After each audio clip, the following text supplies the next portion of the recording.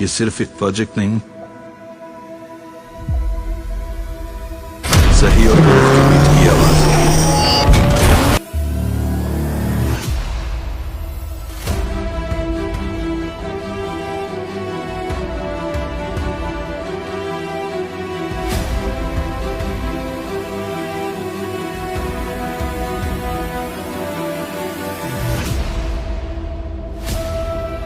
Project की कोई छोटा मोटा प्रोजेक्ट नहीं है, it's a big one. Humanities faith depends on it. कल की 2898 ईडी मूवी की कहानी क्या है?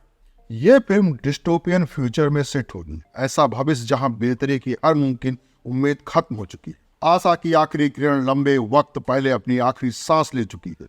शुरुआत में हम कुछ बच्चों को देखते हैं, वो चहक नहीं रहे, बल्कि उन्हें बेसिक जरूरतों से भी दूर रखा जा रहा है।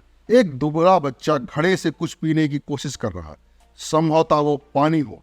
हम देखते हैं कि उस बच्चे के ओंठ तक सूख चुके हैं। ये एक ऐसे भविष्य की कहानी है जहां पानी जैसी बेरंग चीज में भी लोगों ने भेद करना सीख लिया है। इन बच्चों को मुफलिसी में कौन रख रहा है? शायद इसका जवाब यह है कि जो आप देख रहे हैं कि बीचों बीच में काले लिबास में जो एक शख्स खड़ा, वही शायद इस दुनिया पर राज करता है। अमेरिकी लेखक जॉर्ज ऑरवेल ने डिस्टोपिया पर जो काम किया वो पढ़ने लायक है। उनकी किताब 1984 में बिग ब्रदर नाम की ताकत पूरी दुनिया को चलाती है।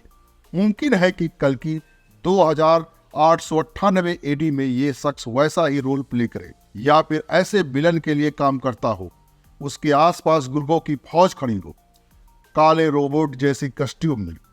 उनके हाथ में इंटरेस्टिंग किस्म के हथियार, हाथ में पकड़ने के हिसाब से वो खड़क जैसे हैं, लेकिन मॉडर्न टच के साथ शायद उन्हें लेजर गन की तरह इस्तेमाल किया जाए। कल की 2898 की कहानी अच्छाई और बुराई के बीच की कहानी। टीजर ने भी ये बिना सटल हुए पूरी तरह क्लियर कर दिया है। नेगेटिव किरदारों को काली पोशाक दी गई है, उनके हथियार से लेकर उनके आसपास के माहौल के रंग में भी अंधेरा ढला है।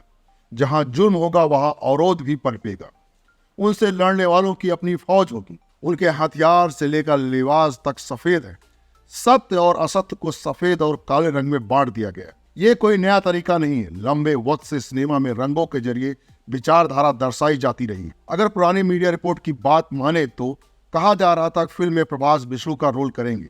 टीजर आने के बाद ये बात पुख्ता हो गई है। हिंदू मैथोलॉजी के अनुसार कल की विष्णु का आखिरी अवतार होगा। वहां लिखा गया है कि घोर कलयुग आ जाने पर कल की अवतरित होगा। टीजर को देखकर लग रहा है कि भगवानों में आस्था को नष्ट किया जा रहा है। हम एक शख्स के हाथों में छोटी मूर्ति देखते हैं। ये शिव की मूर्ति लग रही है, हाथ में त्रिशूल और नंदी पर सवार। इस शख्स के हाथ प्रार्थना में मुड़े, शायद ये भगवान से धरती पर आने के लिए प्रार्थना कर रहा है। ऐसे में कल्कि का अवतार आएगा। कल्कि के अवतार में प्रभास को यहाँ भगवान को टिपिकल राजा रवि वर्मा पेंटिंग की तरह नहीं दिखाया गया है। कल्कि को मॉडर्न बनाया गया है। हम उसके हाथ में कोई हथियार नहीं देखते, लेकिन देखकर लग रहा है कि उसका कवच शक्तियों से लैस। बाकी उसकी शक्तियां फिल्म आने पर क्लियर हो जाएंगी। मुमकिन है कि फिल्म में दीपिका का किरदार ग्रे होगा, या फिर वो ऐसे इंसान है जो विलेन लोगों का भेद जानने के लिए उसकी सेना में जा मिली। इस शॉट में दो जगहों से आपका ध्यान दीपिका पर जाता है। पहला तो कैमरे पर फोकस ही उन पर है, दूसरा बाकी सभी फौजियों की नजर एक तरफ है, यानी उन्हें अपने मकसद को लेकर कोई आंतरिक असमंजस नहीं। जो उन्हें समझाया जा रहा है वो वैसा ही करेंगी। दूसरी ओर दीपिका को इन बातों पर यकीन नहीं है। वो ऐसे सिद्धांतों के लिए खड़ी नहीं होती। उनकी आंखों से ऐसा प्रतीत हो रहा है कि वो किसी अन्य वजह से वहां फंसी हुई है। टीजर में प्रभास दिखे, दीपिका दिखी, लेकिन अमिताभ बच्चन कहाँ थे?